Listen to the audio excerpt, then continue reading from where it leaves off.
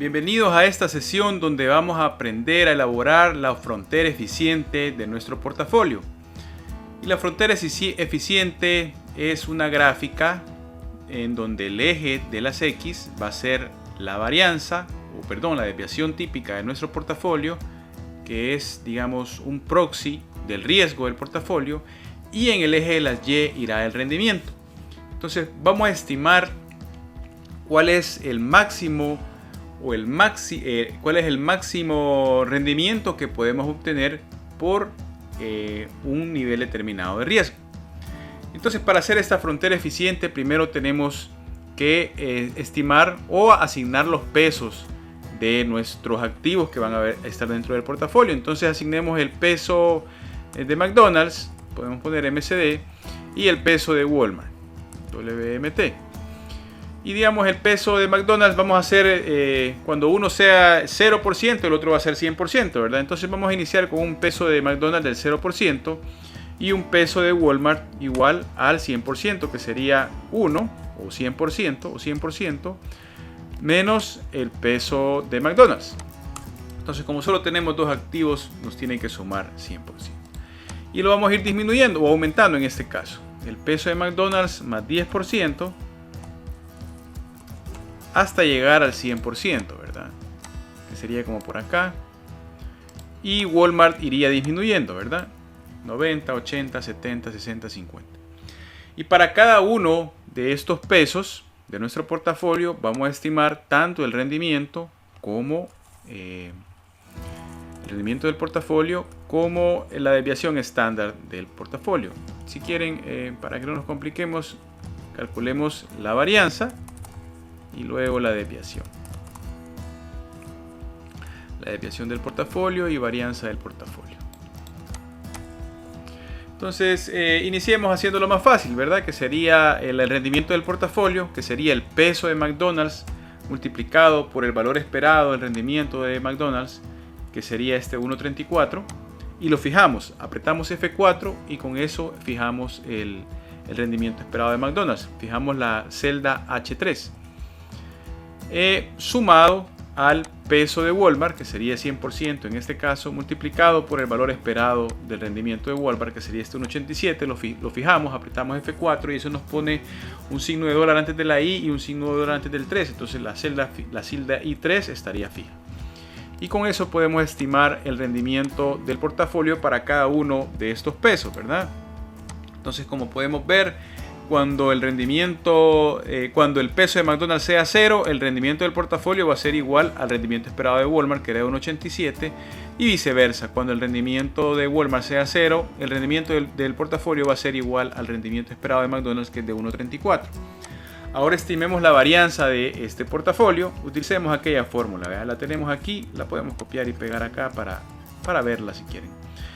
Y esto va a ser igual, la varianza del portafolio va a ser igual al peso de McDonald's multiplicado o elevado al cuadrado multiplicado por la varianza de McDonald's, que sería igual a este punto 24, lo vamos a dejar fijo, apretamos F4, sumado al peso de Walmart elevado al cuadrado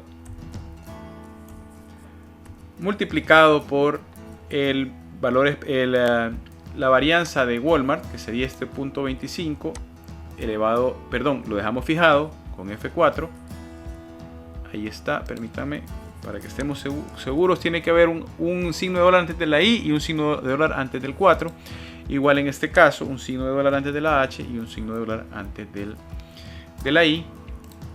Y esto le sumamos dos veces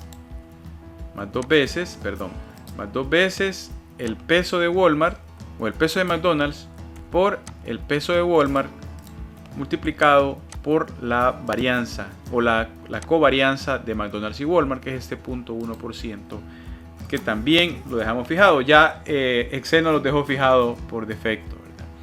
Le damos Enter y ahí tendríamos la varianza del portafolio. Si quieren, copiamos y pegamos. Y sería igual para todos los casos. Si quieren, dejémosle aquí punto. No es igual para todos los casos, ¿verdad?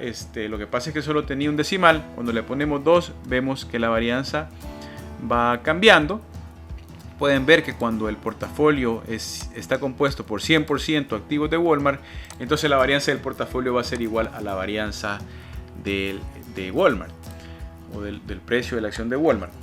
Calculemos ahora entonces la desviación del portafolio o el riesgo que tiene el portafolio, que sería igual a la raíz de la varianza, ¿verdad?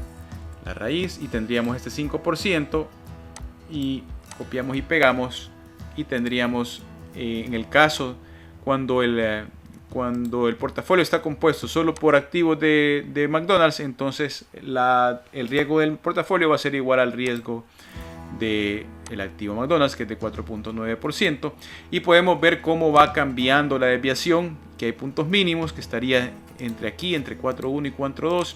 Vamos a hacer una gráfica ahorita que no va a ser, digamos, no vamos a encontrar el portafolio de varianza mínimo real, porque estamos haciendo pasos de 10%, ¿verdad? Entonces, para realmente encontrar el portafolio de mínima varianza, tendríamos que haber hecho pasos infinitesimales, pero vamos a encontrar una aproximación de cuál es el portafolio de mínima varianza. Entonces, si quieren, ahora grafiquemos estos datos. Entonces, nos vamos a insertar, buscamos estos gráficos de scatterplot, de dispersión, y tenemos este que tiene como una curvita, ¿verdad? Entonces, vamos a seleccionar este. Y ya tenemos nuestra frontera. Esa todavía no es la frontera eficiente. ¿Cuál sería la frontera eficiente? Déjenme ponerle a este los valores numéricos, etiquetar datos. Ahí tenemos ya los valores con los numeritos para que podamos observarlos. Entonces tenemos ya los valores numéricos de los rendimientos.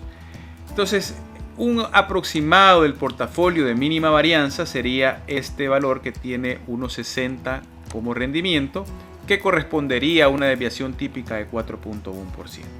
Entonces, por encima de estos valores, esta gráfica por encima del 1.60 es nuestro portafolio, es la frontera eficiente del portafolio. ¿Y qué implica eso? Que para un valor determinado de riesgo, en este caso, por ejemplo, podría ser 4.2%. Entonces yo tendría dos candidatos. Obtener un rendimiento de 1.55 o obtener un rendimiento de 1.66. Por supuesto que yo, para el mismo nivel de riesgo, voy a querer obtener el mayor rendimiento posible.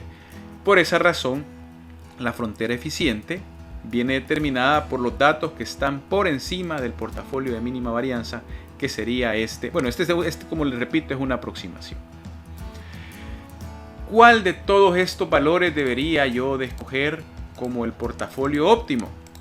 Eso todavía no lo sabemos, ¿verdad? Y para eso tenemos que determinar el índice de Sharpe, que es lo que vamos a hacer en la próxima sesión. Por el momento esto sí ha sido todo. Muchas gracias.